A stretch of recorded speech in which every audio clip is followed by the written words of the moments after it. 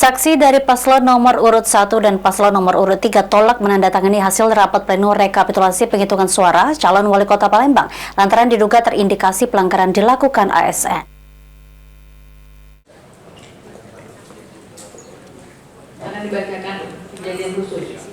Dan saksi wali kota nomor 3. Penetapan hasil rapat pleno terbuka rekapitulasi penghitungan perolehan suara di tingkat KPU Kota Palembang, paslon wali kota dan wakil wali kota Palembang nomor urut 2 Ratu Dewa dan Prima Salam memperoleh 352.696 suara atau unggul dari paslon lainnya, seperti paslon wali kota dan wakil wali kota Palembang nomor urut 1 Fitrianti Agustinda dan Nandriani Oktarina yang memperoleh 175.495 suara dan paslon nomor urut 3 Yuda Pratomo dan Baharudin memperoleh 229.895 suara.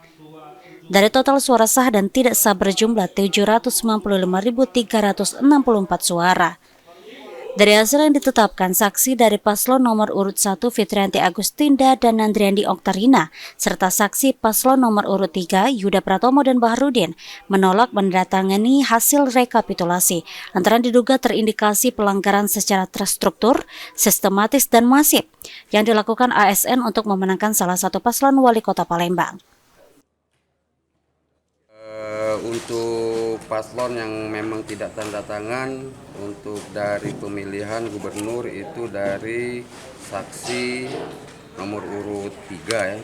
3 tidak tanda tangan, dan untuk pemilihan wali kota dan wakil wali kota itu nomor urut 1 tidak tanda tangan, nomor urut 2 tanda tangan, dan nomor urut 3 tidak tanda tangan. Dan sudah memberikan keberatan masing-masing dari setiap saksi pasangan calon.